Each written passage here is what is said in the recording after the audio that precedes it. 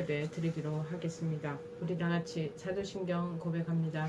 전능하사 천지를 만드신 하나님 아버지를 내가 믿사오며 그 외아들 우리 주 예수 그리스도를 믿사오니 이는 성령으로 잉태하사 동정녀 마리아에게 나시고 본디오 빌라도에게 고난을 받으사 십자가에 못 박혀 죽으시고 장사한 지 사흘 만에 죽은 자 가운데서 다시 살아나시며 하늘에 오르사 전능하신 하나님 우편에 앉아 계시다가 저리로서 산자와 죽은 자를 심판하러 오시리라.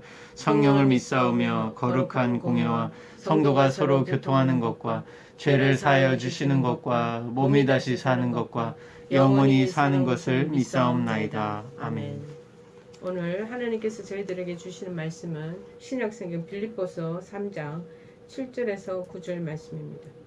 빌립보서 3장 7절에서 9절 말씀입니다. 페이지 수로는 321쪽입니다. 빌립보서 3장 7절에서 9절 말씀입니다. 제가 봉독해 드리겠습니다.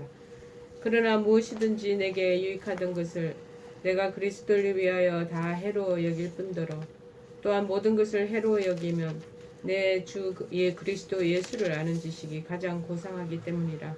내가 그를 위하여 모든 것을 잃어버리고 배설물로 여기면 그리스도를 얻고 그 안에서 발견되려 함이니 내가 가진 의는 율법에서 난 것이 아니요 오직 그리스도를 믿음으로 말미암은 것이니 곧 믿음으로 하나님께로부터 난 의라. 아멘. 잃어버리고 난 후에 얻는 것, 잃어버리고 난 뒤에 얻는 것이라는 제목입니다. 실제로 보니까 여러분, 그러나 무엇이든지 내게 유익하던 것을 바울은 이제 회심한 후에 자신의 삶을 보는 변화된 인생관과 세계관이 바뀌어졌다는 것을 보여주고 있습니다. 그것은 과거에 본인의 삶이 율법적인 그런 삶을 살았는데 이제 그것이 예수 그리스도 안에서는 다 그것이 해로 별로 유익하지 못한 무익하게 되었다라는 사실을 여기서 밝히는 거죠. 여기서 무엇이든지 라는 헬라의 뜻은 바울이 그리스도를 위하여 해로 여긴 바 된 것들 중에 앞서 언급한 것들은 그 대표적인 예에 지나지 않음을 강조하는 말입니다. 그리고 이 유익, 이 캐르테, 이 헬라어 유익은 바울 자신이 자기의 정통 유대인으로서 가졌던 특권들을 의미하는 거죠. 그래서 회심 전에 자기 자신이 유대 사회에 살 때 굉장히 자기 자신을 영예롭게 만들었던 것, 그것을 지금 말하고 있습니다. 이 유익하던 것을 그 다음 절에 보니까 내가 그리스도를 위하여 해로 여길 뿐더러 그렇게 말합니다. 바울은 회심 전에는 그를 유익하게 하였던 그 많은 특권들을 그리스도를 만난 이후로는 다 해로운 것으로 여겼다고 지금 말씀하고 있는 거죠. 율법적인 의를 성취하기 위한 많은 유익들이 실제로 그리스도와의 연합을 이루는데 방해하는 역할을 하였기 때문이라는 것입니다. 성도에게 있어서 마찬가지입니다. 유익된 것과 해되는 것에 기준이 있다는 것입니다. 그 기준이 뭐냐? 오직 예수 그리스도가 되어야 한다라고 우리가 이해하면 좋겠습니다. 한편 여기서 여길 뿐더러 이 완료 시제예요. 현재 그 결과가 영향을 미치는 과거의 행동을 가리키는데 직접적으로는 바울의 회심 사건을 의미하는 것으로 볼 수 있습니다. 바울은 이 다메섹 도상 이 사건 이후로 그의 과거의 모든 특권을 그리스도 안에서 다 해로운 것으로 여겼던 것입니다. 이처럼 바른 신앙은 지금까지의 우리의 사고와 가치와 평가 기준을 다 변화시키고 있다라는 것입니다. 8절에 보니까 또한 모든 것을 해로 여기면 바울은 그리스도 외에 세상의 모든 것들을 마치 풍랑을 만나서 배에서 우리가 정말 생명 하나를 보존하기 위해서 얻으려고 배 안에 있던 모든 여러 가지 무거운 짐들 있지 않습니까? 가지고 있던 그런 잡다한 그런 짐뿐만 아니라 뭐 여러 가지 화물 안에 갇혀 있는 모든 것을 다 버려야지 가벼우니까 풍랑 만남 그 배가 목숨을 보존하게 하잖아요. 그처럼 새 생명을 주시는 그리스도와의 긴밀한 교제를 위하여 자기가 세상의 모든 것들 다 소유하고 자기한테 품었던 그 모든 것들을 다 버렸다는 것을 강조하고 있습니다. 특히 본 구절에서는 이 다메섹 도상에서의 그리스도에 인한 회심 사건 이후로 그리스도 외에는 모든 것을 해로 나쁜 것으로 나에게 유익되지 않는 것으로 여기는 계속적인 어떤 삶의 행위를 암시해 주는 거 있는 것이죠. 여기서 모든 것 이 판타 이 헬라 말은 앞절에 유익하던 것보다 더 폭넓은 표현이라고 볼 수가 있습니다. 그래서 그리스도 예수를 아는 지식이 가장 고상함을 인함이라. 바울이 모든 것을 해로 여긴 이유가 바로 이것입니다. 예수 그리스도를 영접하고 그 후로 계속되는 그리스도와의 영적 교제와 연합은 바울에게 있어서 가장 고상한 것으로 여겨졌던 것으로 다른 모든 것을 해로 여기게 하는 근본 요소였다는 것입니다. 여기서 지식이라는 것은 이거 헬라 말로 그노시스. 이 지식은 단지 우리의 이지적인 그 지식을 의미하지 않고 신앙과 봉사와 희생을 포함하는 말, 이걸 전부 다 지식이라고 그러는 거예요. 바울이 가장 자주 사용하는 그리스도 안에서 in Jesus Christ와 같은 개념의 의미를 지니는 단어입니다. 이 지식, 그리스도를 아는 지식은 신앙과 그 안에 있는 봉사와 희생과 이 모든 것을 총망라해서 이 지식이다, 이렇게 단어를 사용했다는 것입니다.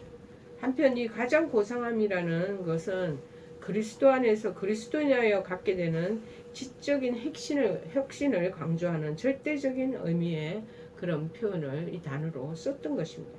그래서 내가 그를 위하여 모든 것을 잃어버리고 그렇게 하잖아요. 바울이 그리스도께 자신을 전적으로 의탁하고 맡기는 일에 포함되는 과거의 자랑스러운 조건들과 세상적인 삶의 모든 포기를 의미하고 있는 것입니다.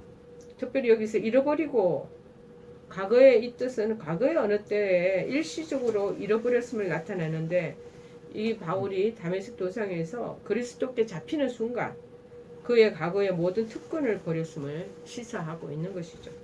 그래서 배설물로 여기면 그리스도를 얻고, 바울은 그리스도를 얻기 위하여 그의 과거의 모든 특권 이런 것을 다 잃어버리면, 물론 잃어버렸다는 그것만으로 그거 하는 것이 아니라 그 가치를 아예 배설물처럼 그렇게 가치 없는 것으로 여겼다라는 소리입니다. 그리스도 앞에서 세상의 모든 것은 무가치한 것이 되고 결국 버릴 것이 된다라는 말이겠죠. 여기서 배설물은 우리가 식사 후에 식탁에서 정리되어 버리게 되는 음식 찌꺼기, 오물 찌꺼기, 그 분토, 그러한 것들을 의미하는 거죠. 그 별거 전부 다 그 오물 찌꺼기더라 라는 것이죠. 앞서서 바울은 유대주의적 율법주의자들을 2절에서 뭐라고 그래, 3장 2절에서 보는 개들을 삼가고 행악하는 자들을 삼가고 몸을 상해하는 일을 삼가라, 그렇게 얘기했거든요. 즉 유대주의적 율법주의자들을 아예 개라고 치부를 하면서 그렇게 언급을 한 것이 있습니다. 그러니까 음식 찌꺼기나 이 오물 이런 분토는 모두 그들 개들의 식물이라는 것입니다. 즉 바울이 과거에 굉장히 존중히 여겼던 그 특권들은 이제 개와 같은 유대주의적 율법주의자들에게나 중요한 것이지 나하고는 이제 상관이 없는 것이다. 배설분이라 사람에게 있어서 버려야 시원하고 좋은 것이 아니겠습니까? 그와 같이 바울도 배설물과 같은 세상의 모든 것을 다 버렸다는 거예요. 정말 오물덩어리와 같은 것이고 세속적인 것은 그거는 다 내가 다 버렸다. 그 버릴 때 얻는 것이 있다는 게 뭐냐면 진정한 기쁨과 평안을 얻는다는 것입니다. 여러분, 신앙이란 그리스도 한 분, 그리고 한 분과 세상의 모든 것을 맞바꾸는 것임을 기억하라는 것을 지금 언급하는 것입니다. 9절에 그래서 그 안에서 발견되려 함이니, 바울이 과거의 모든 특권 가지고 있던 자기 기득권을 배설물로 여긴 이유가, 즉 바울은 그리스도를 얻음으로 그리스도의 재림 때 그리스도 안에서 발견되기 위해서 세상의 모든 것을 포기하고 버린 것이라는 거예요. 그런데 그리스도를 얻음으로 그리스도 안에서 발견되려 한다는 것은 바울의 구원이 내 자신의 의로 발매한 것이 아니라는 거예요. 의가 아니라 그리스도 안에서 발견되려 한다라는 그 그리스도의 의로 말미암은 것이라는 사실을 지금 암시적으로 말하고 있는 거죠. 그래서 내가 가진 의는 곧 믿음으로 하나님께서 난 의라. 바울은 그리스도 안에서 거룩한 자로 발견되는 길은 율법적인 의에 의해서가 아니고 그리스도를 믿음으로 말미암아 하나님께서 선물로 주시는 의로 말미암을 교훈하고 있습니다. 자, 이러한 이것을 이제 신학적인 용어로 뭐라고 그래? 이신득이라고 그러거든요. 이 성령의 대강령 때문에 이미 구약에서 이거 얘기된 것이에요. 신약에서는 이것이 결실되는 거죠. 결실한 구약 시대에서 이것이 이미 배태된 것이라면 신약에서는 이거를 실제적으로 열매를 얻게 되는 결실한 기독교의 이치와 똑같다라는 것입니다. 실로 우리가 어렵다고 칭함을 받는 유일한 방법은 그리스도를 향한 믿음밖에 없다라고 얘기하는 거죠. 여러분, 인생을 살아가는 중에는 진정 사는 길을 택하여 열심히 달려가는 사람이 있는가 하면 반대로 멸망의 길인 줄도 모르고 그 길을 힘차게 질주하는 사람도 있습니다.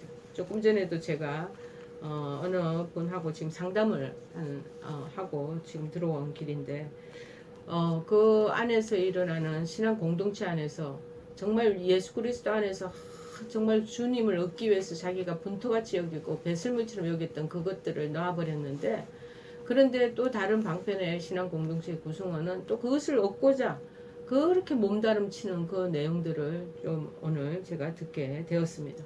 아, 사람들이 이렇게 두 갈래길로 나누어지는구나. 교회 같이 몸담고 있어도 마음이 각자 따른 거죠. 여러분, 자신들의 수고가 헛되지 않고 또 멸망을 향한 경주가 되지 않기 위해서는 길을 잘 선택해야 합니다. 그러기 위해서 또한 우리는 가치관이 분명해야 하는 것이죠. 무엇을 추구해야 하고 인생에서 무엇을 버려야 하는지를 우리가 올바르게 인식해야 되지 않겠습니까? 잃어버려도 되는 것, 꼭 얻어야만 하는 것, 그것을 분명히 구별할 줄 알아야 된다는 것이죠. 여기 본문에 나오는 오늘 사도 바울은 이것을 분명히 구별한 사람입니다. 구별해서 하나님 앞에 충성된 자로 인정을 받은 그러한 사도가 아니겠습니까? 그럼 우리도 똑같이 이 본문의 내용에 언급한 바울의 그 교훈과 따름을 우리도 쫓아가기를 원합니다. 그럼 과연 무엇을 버리고 무엇을 얻는 것이 참 지혜인지를 우리가 살펴봐야겠습니다. 첫째, 해로운 것을 버려야 됩니다. 그러나 유익한 것을 얻어야 되는 것입니다. 잃어버렸지만 얻는 게 또 있어야 된다는 것. 바울은 세상적으로 자랑할 것이 매우 많은 사람입니다. 지식적으로나 혈통적으로나 율법적으로 아주 뛰어난 사람이에요. 세상적으로 유익해 보이는 그런데 그것들을 귀히 여기고 굉장히 자랑하던 그냥 뽐내고 어찌 보면 우쭐대고 그 안에서 굉장히 만족하게 사는 사람이 아니겠습니까? 그래서 빌립보서 3장 5절에는 이렇게 말합니다. 나는 8일 만에 할례를 받고 이스라엘 족속이요 베냐민 지파요 히브리인 중에 히브리인이요 율법으로는 바리새인이요. 그런데 그가 이 다메섹 도상에서 부활하신 주님을 만나 뵙고 난 뒤부터는 그 안에서 내 자신이 누군가 자기 자신을 바르게 인식하게 된 것입니다. 만왕의 왕이신 예수 그리스도를 알고 그 안에서 얻은 지식이 가장 고상하고 그것이 제일 유익하다는 것을 그동안 자신이 유익하게 생각했던 그것을 다 헛되고 무익한 것으로 내 자신에게 해가 될 뿐인 것을 바로 캐치하고 깨닫게 된 것이죠. 자, 그래서 그는 결국 이전의 세상 자랑들을 다 배설물이다, 오물덩어리다, 다 분토다. 그래서 끊어버리는 거예요. 그 대신 오직 진리와 참된 유익을 주는 그리스도만을 소유하게 됩니다. 자신에게 분명 해가 됨을 알면서도 버리지 않거나 진정 유익한 것임에도 얻기를 거부한다면 그만큼 어리석은 것이 또 어디 있겠습니까? 이에 바울은 해로운 것을 버리고 유익한 것을 얻은 지혜로운 자였다고 할 수가 있겠습니다. 그런데 여러분에게는 과연 이러한 지혜와 결단의 용기가 있습니까? 세상에 헛되고 무익한 것들은 결국 자신을 멸망으로 이끌 해로운 것임을 알고도 끊어버리지 못하고 여전히 짊어지고 움켜잡고 그렇게 살아가지는 않는지요. 이제 그러한 것들을 해로 여겨서 가감히 내어버리는 그러한 우리들의 결단이 우리 심령 속에서 있어나야 되겠습니다. 그리고 정말 우리에게 참된 유익을 보장하는 그리스도만을 소유하고 나아가는 저와 여러분 되기를 바랍니다. 두 번째는 뭐냐? 참 지혜는 뭐냐? 일시적인 것을 버리고 영원한 것을 얻어야 된다. 고린도후서 4장 18절에 언급한 내용은 이렇습니다. 보이는 것은 잠깐이요. 보이지 않는 것은 영원함이니라 라는 말씀이 있습니다. 여러분 그렇습니다. 우리에게 현재 보여지고 있는 이 세상의 모든 것은 잠깐 있다가 사라지는 아주 일시적인 것에 불과하다는 것입니다. 그리고 우리 인생 역시 뜬구름과 같이 지나가 버린다가 다 지나가는 것이라. 그런데 어리석은 우리 인생들은요, 이 세상의 삶, 세상에서 보여주는 풍요와 화려, 즐거움, 그것이 마치 영원한 것이냐, 거기에만 최고의 가치를 두고, 거기에 목적을 두고, 목적 삼고 살아가다가 결국 허무한 종말을 고하면 우리 어떻게 되겠습니까? 너무 억울하지 않겠습니까? 인생을 살아왔는데 이것이 영원한 것이고 이게 정말 가치 있고 이것이 귀한 것이라고 열심히 쫓아왔는데 그것이 모든 것이 물거품처럼 싹 사라져 버린다면 뜬구름같이 그것이 구름이 떠 있는데 지금 가을 우리 하늘에 구름이 얼마나 아름답습니까? 청명하고 구름이 늘 한 곳에만 거기에 다 이렇게 거기 고정되어 있지 않잖아. 바람 부면 바람 부는 대로 아름다웠던 그 뭉게구름이 흐트러져서 다른 데로 가버리고 그렇게 하는 것처럼 우리는 보이는 인생이 그렇게 우리의 시각적으로 보이는 모든 화려함이나 우리의 모든 삶이 그렇게 된다는 거야. 자, 거기에 최고의 가치를 주고 있는 사람들 그러다가 허무한 종말을 고하면 어떻게 허망하게 되지 않겠습니까?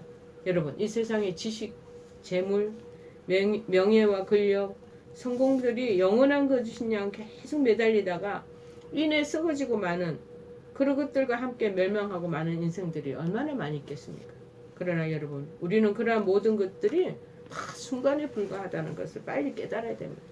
이 세상의 삶이 단지 지나쳐가는 간이역에 불과하다는 사실을 알고 그에 대한 소망을 버려야겠습니다.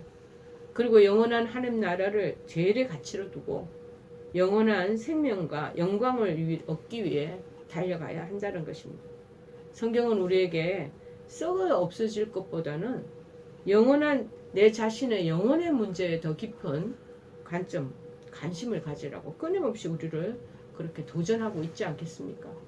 에베소서 4장 22절에 24절에 말합니다.